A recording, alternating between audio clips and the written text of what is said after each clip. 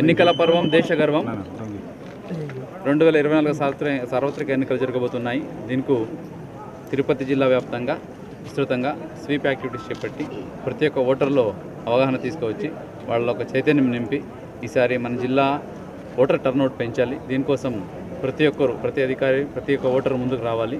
ఈ భాగంగా ఈరోజు చంద్రగిరి కాన్స్టిట్యున్సీలో ఒక బైక్ ర్యాలీ చేసి ప్రతి ఒక్క అధికారులని, ప్రతి ఒక్క బిఎల్ఓని ఆఫీసర్ని ఇన్వాల్వ్ చేసి చేయడం జరిగింది. ఇదే ప్రకారంగా జిల్లా వ్యాప్తంగా మనకు ఒక 612 ఎలక్ట్రల్ లిటరసీ క్లబ్ అని ఉన్నాయి.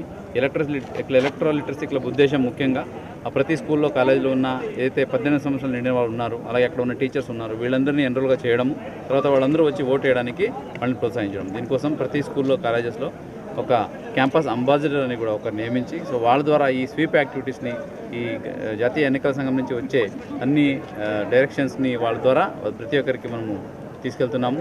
ఇదే కాకుండా ప్రతి ఒక్కరు, ప్రతి గ్రామంలో, ప్రతి పోలింగ్ స్టేషన్ లెవెల్లో బూత్ లెవెల్ అవేర్నెస్ గ్రూప్ అని పెట్టి ప్రతి ఒక్క బిఎల్ఓ ఇంటింటికి వెళ్ళి అక్కడ ఉన్న ఓటర్స్కి చైతన్యం కలిగించి వచ్చే ఎన్నికలలో అంటే మే 13వ తారీఖున ప్రతి ఒక్కరు వచ్చి ఓటు వేయడానికి ప్రోత్సాహం చేస్తున్నారు. సో ఇది డెమోక్రసీకి ఈ ఒక ఎన్నికలు అనేది ప్రజాస్వామ్య పండుగ అని చెప్తాము. ఈ పండుగలో ప్రతి ఒక్కరు హోల్ హార్టెడ్గా పార్టిసిపేట్ చేయాలి. సో ప్రతి ఒక్కరు వచ్చి ఓటు వేయాలి. లాస్ట్ ఇయర్ మనం చూసుకుంటే 2019లో జరిగిన ఎలక్షన్లో మన జిల్లా టర్నౌట్ 78% ఉంది.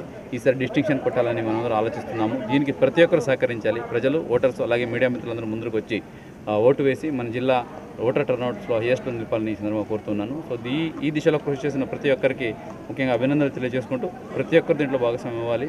సో ఇంకా మనకు ఒక 2 నెలలు ఉంది కాబట్టి ప్రతి ఒక్కరు దీంట్లో ఇన్వాల్వ్ అయ్యి ప్రతి ఒక్క ఓటర్ని చైతన్యవంతం చేసి ఈ ఎన్నికల పర్వం దేశ గర్వం అని ఏదైతే మనం నినాదంతో వెళుతున్నామో ఇది ప్రతి ఒక్కరు నోట్లో రావాలి. ప్రతి ఒక్క ఇంటింటికి ఈ మెసేజ్ చేరాలి. ప్రతి ఒక్కరు మే 13వ తారీఖున వచ్చి ఓటు వేయాలని ఈ సందర్భంగా కోరుకుంటూ సెలవు.